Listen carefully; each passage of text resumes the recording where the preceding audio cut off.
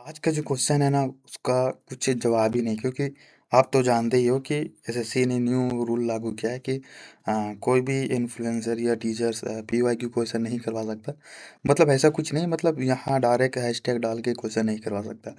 तो ज़्यादा मैं तो कुछ बोलूँगा नहीं, बस समझदारों के लिए सारा काफ़ी है। और आज हम जीके जीएस की 20 क्वेश्चन करेंगे। तो देखो, पहला क्वेश्चन क्या है। दिल्ली सल्तनत के संदर्भ में गज़ ए सिकंदरी, ये जो है गज़ ए सिकंदरी और गज़ ए इलाही, यानी ये जो था प्रोसेस, इसको आप कहीं, हमको नहीं लगता आपको कोई टीचर भी नहीं पढ़ाया होगा ये दो, ना कोई पढ़ाएगा, क्योंकि देखो ये इम्पोर्टेंट नहीं है। पर ये क्या है, तो आप लोग आगे समझदार हो तो समझ गए होंगे। तो देखो, गज़ ए सिकंदरी और गज़ ए इलाही के बीच सटीक अनुपात क्या था? तो देखो, ये अनुपात पूछा है। तो इसको मैं निश्चिंत हूँ कि आप लोगों ने ये पहली बार सुना होगा कि दिल्ली सल्तनत में गज़ ए सिकंदरी या गज़ ए इलाही नाम का भी कुछ चीज़ हुआ करता होगा।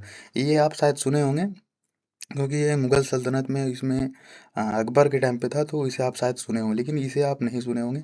तो मैं आप आज को अच्छे से बताऊंगा। और ये जो रेशियो वाला कॉन्सेप्ट है, तो देखो, आप इसका आंसर देने की कोशिश करो, थोड़ा रिवीजन करो। देखो, जीके जी इसमें क्या है ना, अगर आप मॉक टेस्ट में 15 क्वेश्चन भी कर लोगे तो इनफ है, वो आप एग्जाम समझ लो निकल जाएगा, क्योंकि मॉक टेस्ट में अनलिमिटेड रहता है। बाकी एसएससी की बात किया जाए तो वो जीके जी ऐसा कहीं से कुछ भी उठा पटा के पूछ देगा। जैसे ये क्वेश्चन हो गया, तो इसका आंसर जैसे हो जाता है बी, इसका आंसर हो जाएगा 39 रेशियो 41।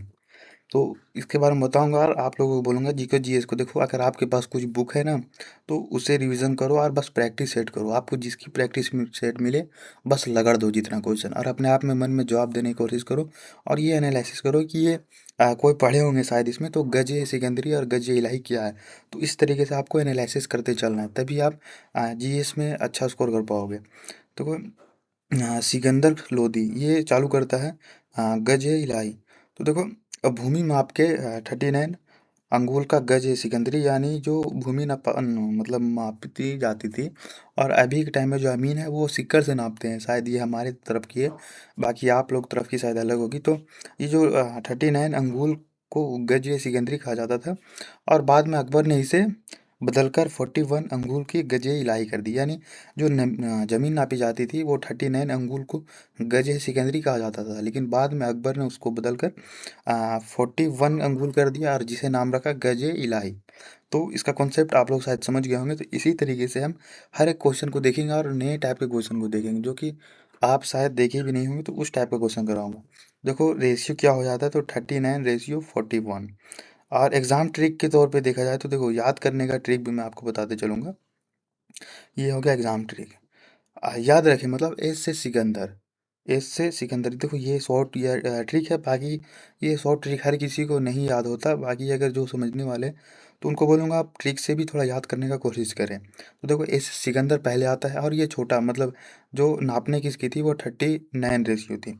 अब बाकी इसे आगे क्या आता है, आई से इलाही, जो अकबर ने स्टार्ट करता है, और बाद में और बड़ा, तो इसे 41 रेशियो। तो इस तरीके से आपको एग्ज़ाम ट्रिक के साथ भी मैं रिवीजन करवा दूंगा, और इसकी टेलीग्राम पर पीडीएफ डाल दूंगा। बाकी हैंड रिटेन पीडीएफ भी मैं डाल दिया हूँ। अगर जिनके पास कोई बुक ना हो तो वहाँ से अच्छे से रिवीजन कर लेना। और हाँ, नोट से आधा घंटा ज़्यादा नोट से नहीं पढ़ना, क्योंकि आप सोचोगे कि हाँ, दिन भर में नोट्स में दे दूँ, तो नहीं, वो बेकार है। नोट्स, कोई भी नोट्स पढ़ो आप, आधा घंटा से ज़्यादा नोट्स में नहीं, क्वेश्चन प्रैक्टिस करो ज़्यादा। फिर अगला क्वेश्चन आ जाता है, यदि भारत के राष्ट्रपति का पद रिक्त है और उपराष्ट्रपति भी उपलब्ध नहीं है, तो भारत के मुख्य न्यायाधीश यानी सीजीआई कार्यवाहक राष्ट्रपति बनते हैं। अब तक ऐसा कितने बार हुआ है? तो अगर राष्ट्रपति का पद भी खाली है और उपराष्ट्रपति भी उपलब्ध नहीं हो, तो जो कार्यालय करने के लिए जो नए राष्ट्रपति बनते हैं, वो ऐसा प्रोसेस अब तक कितने बार हुआ? तो ये केवल एक ही बार हुआ है। और क्यों हुआ, तो वो देख लेते हैं यहाँ। तो देखो, ये हिस्ट्री का सवाल था, तो हम क्वेश्चन को पकड़ने का आप कोशिश करिएगा कि हाँ, ये क्वेश्चन कौन सा सब्जेक्ट का है। देखो, जीके जीएस कितने सब्जेक्ट मिला के बनता है। History, geography, polity, static, GK, economics और करंट अफेयर हो जाता है। बाकी साइंस में फिजिक्स, बायो और केमिस्ट्री अलग हो जाता है। यानी जीके जीएस अनलिमिटेड सिलेबस आप कभी कंप्लीट कर ही नहीं पाओगे। बस आपको ज़्यादा से ज़्यादा इसमें जो एसएससी वाले स्टूडेंट है, उनको बस प्रैक्टिस सेट ज़्यादा करना रहता है। और बाकी जीके जीएस की नोट्स नहीं बनाती हैं कोई, बस उसको कोई बुक से या किसी के नोट से रिवीजन कर लेते हैं, बाकी दबा के प्रैक्टिस सेट कर दे। तो आपको भी वही करना है, और आप क्वेश्चन पकड़ने की ज़्यादा कोशिश करिएगा। तो देखो, हिस्ट्री की है, तो 1969 में राष्ट्रपति डॉक्टर जाकिर हुसैन की मृत्यु हुई थी और तत्कालीन उपराष्ट्रपति वीवी गिरी ये जो थे कब 1969 में राष्ट्रपति जाकिर हुसैन की मृत्यु हुई थी और जो तत्कालीन उपराष्ट्रपति थे यानी जो राष्ट्रपति रहते हैं ना तो उनके साथ में एक तत्कालीन रखा जाता है जिससे क्रिकेट होता है। क्रिकेट में 11 टीम रहती है, बाकी कुल टीम 15 शायद रहती है। मुझे क्रिकेट की इतना नहीं पता, पर हाँ क्रिकेट में 2 से 3 प्लेयर अलग एक्स्ट्रा रखे जाते हैं जो किसी प्लेयर घायल हो जाने पर वो प्लेयर को लाया जाता है। तो वैसे ही राष्ट्रपति के साथ हुआ होता था। यानी तत्कालीन के बाद जो उपराष्ट्रपति है थे कौन थे, वीवी गिरी ने इस्तीफा दे दिया था और तब CJI न्यूनतमूर्ति एस हिदायत उल्लाह ने कार्यवाही मतलब राष्ट्रपति का पद संभाला था। कब? 1969 में, जो कि देश आज़ाद होने के 10 और 9 19 वर्ष बाद, यानी देश गणतंत्र बनने के बाद। और लॉजिक क्या बनता है तो वो भी देख लेंगे। तो देखो, संविधान के अनुच्छेद 70 के तहत संसद को यह प्रावधान करने की शक्ति दी जाती है। ये जो पूरे प्रोसेस है। अगला क्वेश्चन है तीसरा। तो देखो, आपको जीएस तभी आएगी जब आप क्वेश्चन पकड़ने जानोगे। क्वेश्चन आपको क्या पकड़ना है कि हाँ ये तीसरा क्वेश्चन कौन से सब्जेक्ट का है और ये किस चैप्टर का है। अगर आप पढ़े हैं तो चैप्टर पकड़िए, नहीं पढ़े हैं तो इसको अच्छे से कोशिश करिए, एनालिसिस करिए कि हाँ ये कौन सा टाइप का क्वेश्चन है। इस तरीके से जीके जीएस को कवर किया जाता है। बाकी आप सिलेबस के पीछे भागोगे तो फिर मुश्किल है सिलेबस को पढ़ना। तो तीसरा क्वेश्चन है कोरियोलिसिस, यानी ये साइंस का क्वेश्चन लगता है मुझे। अब साइंस में फिजिक्स बायो केमिस्ट्री कौन सा है वो आगे पता चलेगा। तो देखो, कोशिका विभाजन, तो सेल डिवीजन से आप लोग समझ गए होंगे कि ये बायोलॉजी का क्वेश्चन है, के दौरान होने वाली किस प्रक्रिया को संदर्भित करता है। तो तीसरा का आंसर हो जाएगा ये केंद्र का विखंड का गायब होना। देखो, ये बायोलॉजी का क्वेश्चन, तो देखो आपको इसी तरह क्वेश्चन पकड़ना है। तो कार्योन का अर्थ होता है केंद्र और लाइसिस का अर्थ होता है टूटना या घुलना। यह कोशिका मृत्यु के दौरान क्रोमेटिन के विघटन की प्रक्रिया करती है। तो देखो, कंफ्यूजन पॉइंट भी इसमें क्रिएट होता है, तो इसे भी हम देख लेते हैं। बाकी इसकी मैं नोट्स दूंगा। आप लोग का जीके जी इसमें स्कोर अगर जिनका नहीं आता होगा तो वो उनका साफ रीज़न है कि आप अच्छे से कोई प्रैक्टिस सेट करते नहीं हो, और प्रैक्टिस सेट करते हैं तो उसका 1 से 2 बार रिवीजन नहीं करते हो। अगर उसका 1 से 2 बार रिवीजन कर लिया जाए तो फिर आप इनफ हो जाएगा आपके लिए। कार्योकिनेसिस यानी केंद्र का विभाजन, और जबकि कार्योलाइसिस उसका विनाश करता है। तो बायोलॉजी का क्वेश्चन है तो हमें इसमें इतना उलझना नहीं है। अगला क्वेश्चन है चौथा। चौथा क्वेश्चन है भारतीय अर्थव्यवस्था में स्टैगफ्लेशन की स्थिति तब उत्पन्न होती है जब। तो इसका आंसर हो जाएगा चौथा का ये सी, यानी निम्न। हाँ, चौथा का आंसर, चौथा का उच्च निम्न, तो ये हो जाएगा सी, उच्च मुद्रास्फीति के साथ उच्च बेरोजगारी का कम विकसित दर हो। तो इसकी डीप में देखते हैं। तो देखो, ये इकोनॉमिक्स का क्वेश्चन है, और इकोनॉमिक्स हो गया, साइंस हो गया, इससे मोस्टली एक आध क्वेश्चन बनते हैं ना, तो ना के बराबर। तो आप ज़्यादा static GK, current affair, history, geography, ये सब सब्जेक्ट को ज़्यादा इंपॉर्टेंट दीजिएगा।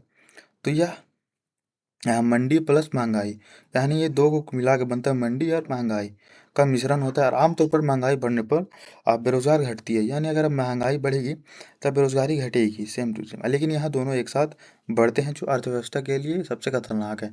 अगर खुद से सोचो, अगर महंगाई बढ़ेगी और तो बेरोजगारी घटेगी, वो तो फिक्स है। अगर महंगाई बढ़ेगी और बेरोजगारी भी बढ़ेगी तो अर्थव्यवस्था, वो तो इकोसिस्टम बर्बाद होएगा ही।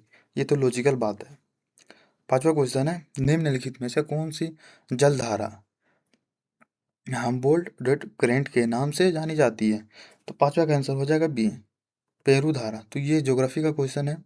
ज्योग्राफी, पेरू की धारा एक ठंडी जलधारा है जो दक्षिण अमेरिका के पश्चिम तट के साथ बहती है। और एल नीनो, ये नाम है अमेरिका की जगह का, यानी मौसम को ये एल नीनो कहते हैं। तो के समय में यह गर्म हो जाती है जिससे मानसून प्रभावित होती है। और एक इन्फॉर्मेशन दे देता हूँ कि टेक्स्ट बुक पर सेल चल रही है। तो आप लोग अगर जो टेक्स्ट बुक की सेल में अगर नहीं ले रहे मॉक टेस्ट की, पासपोर्ट आपको लेना पड़ेगा, जिसमें आपको पूरी एसएससी की कोई भी एग्ज़ाम की तैयारी करो तो आपको पूरी मिल जाती है एक्सेस। यानी आप किसी भी एग्ज़ाम का दे दो, और उसमें जो अगर जो टेक्स्ट बुक पर मॉक टेस्ट दे रहे हैं तो उनको बोलूँगा आप सेक्शनल टेस्ट ज़्यादा दें, जिसमें एक सब्जेक्ट की 20 क्वेश्चन रहते हैं, और जैसे मैथ की 20 मिनट टाइम मिलता है, तो आपका सबसे ज़्यादा मेन टाइम होता है टाइम मैनेजमेंट। तो आपको ज़्यादा से ज़्यादा सेक्शनल मॉक टेस्ट देना है, और एग्ज़ाम से 5 से 10 दिन पहले आपको बस मॉक टेस्ट दिन भर में कम से कम 4-5 जितना मॉक टेस्ट हो सके उतना सिर्फ मॉक टेस्ट देना। तो टेक्स्ट बुक पे जो नहीं लिए वो ले लेना आप। मेरा कूपन कोड ज़ैद यूज़ लगाना, नहीं भूलना, जिसमें आपको 12% डिस्काउंट मिल जाएगा। और अभी शायद सेल चल रही है तो 300 कुछ में मिल जाएगी। छठा क्वेश्चन है, भारतीय संविधान की छठी अनुसूची यानी सिक्स शेड्यूल किन राज्यों के जनजातीय क्षेत्र के प्रशासन में संबंधित है? तो यह हो जाते हैं, छठा का ये हो जाएगा आसाम, मेघालय, त्रिपुरा और मिजोरम। तो देखो इसकी शॉर्ट ट्रिक भी मैं आपको बताता हूँ। तो देखो ट्रिक क्या है, एटीएम। क्या है एटीएम? यानी ए से आसाम, टी से त्रिपुरा, एम से मेघालय। तो देखो एम से मणिपुर मत कर देना, जैसे आसाम, त्रिपुरा, मेघालय, मिजोरम से याद रखिए। और मणिपुर इसमें शामिल नहीं है। तो देखो मणिपुर, आप एग्जाम कंफ्यूजन यही करता है, एसएससी जीडी चाहे कोई भी हो, ऐसे कंफ्यूजन यही सब, आपको कॉन्सेप्ट क्लियर रहना चाहिए। और ये आपका होगा प्रैक्टिस है। सातवां क्वेश्चन देखते हैं। सातवां क्वेश्चन है, बर्नौली का सिद्धांत किस संरक्षण नियम पर आधारित है? तो देखो सातवां का क्वेश्चन आंसर हो जाएगा सी, ऊर्जा संरचना। तो ऊर्जा संरचना से आपको क्या लगता है ये किस सब्जेक्ट का क्वेश्चन होगा? तो ये हमको लगता है फिजिक्स का। फिजिक्स है, वो तो मैं देख लिया। तो छोड़ो फिजिक्स का क्वेश्चन को स्किप कर दें, क्योंकि फिजिक्स सीधा बाउंस करेगा, इसको पढ़ने पर भी नहीं समझ में आएगा, क्योंकि फिजिक्स वालों जो है उन्हीं को समझ में आएगा। ऋग्वेद के किस मंडल में दशराज युद्ध का वर्णन मिलता है, यानी बैटल ऑफ 10 किंग्स? देखो ये वैदिक काल का है, ये तो आप समझ ही गए होंगे कि ये क्वेश्चन किस काल का है, वैदिक काल का है। और इसका आंसर क्या हो जाएगा, तो सातवें मंडल में मिलता है, यानी ऋग्वेद के जो दशराज का युद्ध है वो सातवें मंडल में मिलता है। और देखो एंसेंट हिस्ट्री की, यानी अगर जो हिस्ट्री नहीं किए हैं तो मेरे प्रोफाइल में जाकर एक दिन में पूरा एंसेंट हिस्ट्री आप कंप्लीट कर सकते हो, काफ़ी अच्छे से मैंने करा रखा है। ये युद्ध पुरुषन यानी रावी नदी, ये पुराना नाम है, जो वैदिक काल में नाम था वो रावी नदी का पुरुषनी नदी नाम था, और अभी रावी नदी है। तो रावी नदी के तट पर सुदास और दास, यानी ये पार्टी थी अलग, और ये दास राजाओं के संघ के बीच लड़ा गया था। और जीता कौन? सुदास, यानी भरत वंश, और जिसकी इसके नाम से जो हमारा भारत कहलाता है, तो भरत से भारत नाम आया। नौवां क्वेश्चन, नीली क्रांति के जनक के रूप में भारत में किसे जाना जाता है? तो देखो इसका क्वेश्चन हो जाएगा ये है, हरिलाल चौधरी और डॉक्टर अरुण कीर्षणन। तो देखो ये स्टैटिक जीके का क्वेश्चन आ गया। तो हरिलाल चौधरी ने प्रेरित प्रजनन तकनीकी विकास की थी, और स्वामीनाथ हरित क्रांति और कुरियन श्वेत क्रांति से जुड़ी है। तो देखो यहाँ पे आपको बहुत कुछ बाउंस करती होगी, मुझे फिक्स पता है, क्योंकि काफ़ी ज़्यादा टॉपिक नहीं पढ़ेंगे वो आपको यहाँ देखने को मिलता होगा।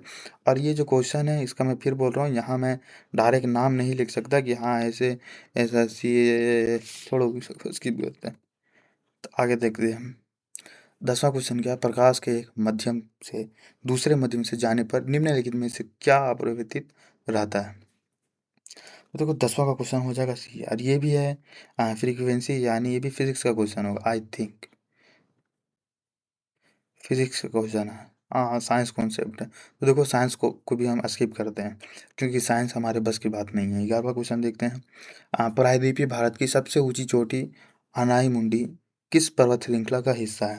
तो देखो इसका आंसर हो जाएगा बी, अनंतमाली पहाड़ी का शिखर है ये। कौन?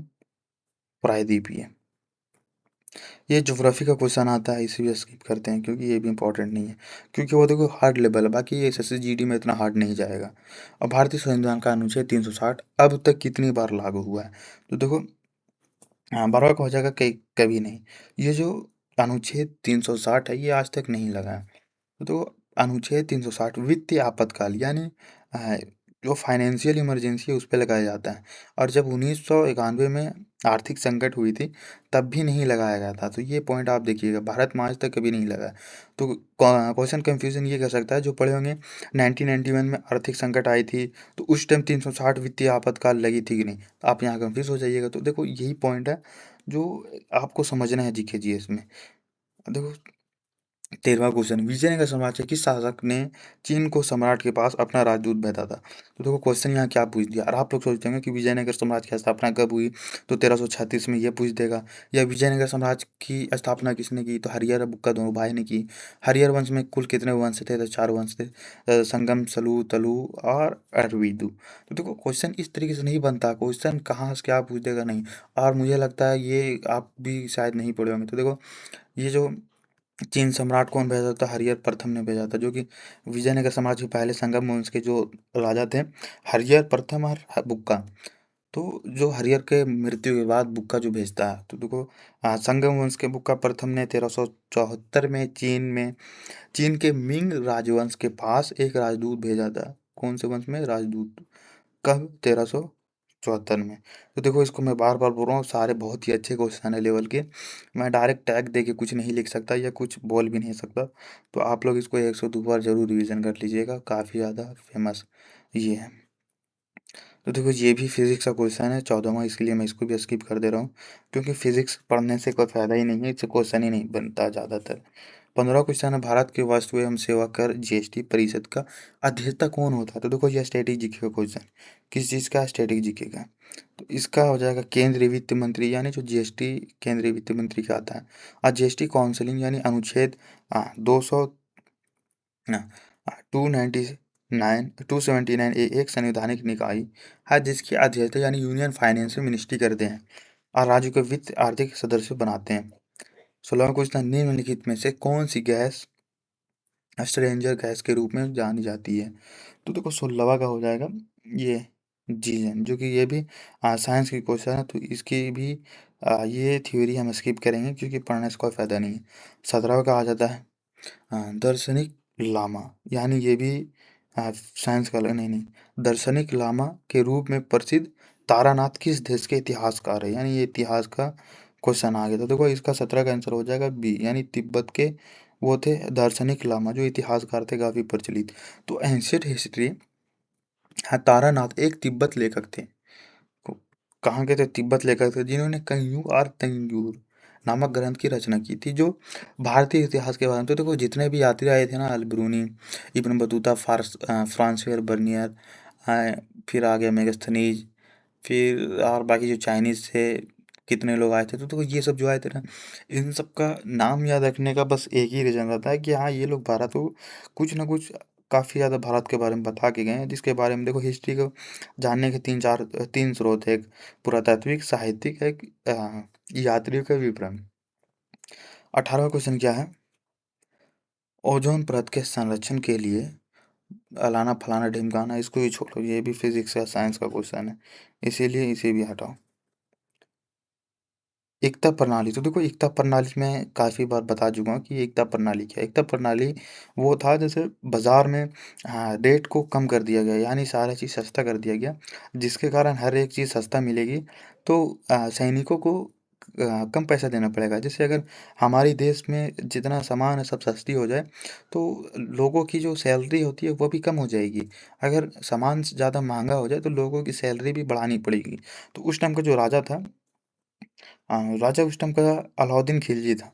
तो देखो अलाउद्दीन खिलजी ने क्या किया कि सारा सिस्टम, एकता सिस्टम लाया, और उसमें सारा सिस्टम को एकदम लो कर दिया, जिसके कारण सैनिक ज़्यादा रहने लगे उसके बाद, और सैनिकों को कम पैसा दिया, और वही कम पैसा में सैनिक अपना जीवन व्यापन करते थे, उसी को कहते हैं एकता सिस्टम। तो एकता सिस्टम को समाप्त करने वाला सुल्तान कौन था? तो अलाउद्दीन खिलजी समाप्त करता है, और इल्तुतमिश ने इसे शुरू किया था, जो कि ये पहला इसका वंश था, गुलाम वंश का। दिल्ली सल्तनत जो 1206 में एस्टेब्लिश होती है, और अलाउद्दीन खिलजी ने सैनिक को नकद वेतन देना शुरू किया और एकता प्रणाली को ख़त्म कर दिया। हालांकि फिरोज शाह तुगलक जो थे, उन्होंने फिर से ये वंशानुगत कर दिया, यानी वंश के आधार पर ये चलने लगा फिर। और हमारा लास्ट वो क्वेश्चन है, किस तत्व के आइसोटॉप में क्या भिन्न होता है? तो देखो इसका क्वेश्चन आपको बताना है कमेंट में कि हाँ इसका क्वेश्चन क्या होगा। तो देखते हैं कितने ब्रिलियंट स्टूडेंट है जो इसकी क्वेश्चन बता सकते हैं इन ऑप्शन में। तो आप सभी को समझ में आ गया होगा इसकी नोट्स आपको टेलीग्राम पर मिल जाएगी, टेलीग्राम का लिंक मेरे बायो में मिल जाएगा। तो अगर इसमें कुछ भी आपको दिक्कत होती है या आपको एसएससी जीडी के रिलेटेड कोई भी दिक्कत हो, तो आप मुझे बिंदास कमेंट में बता सकते हो, या आप इंस्टा पे डायरेक्ट मुझे डीएम कर सकते हो, मैं आपका मदद ज़रूर करूँगा। तो मिलते हैं अगले दिन, आज के लिए जय हिंद, बाय बाय।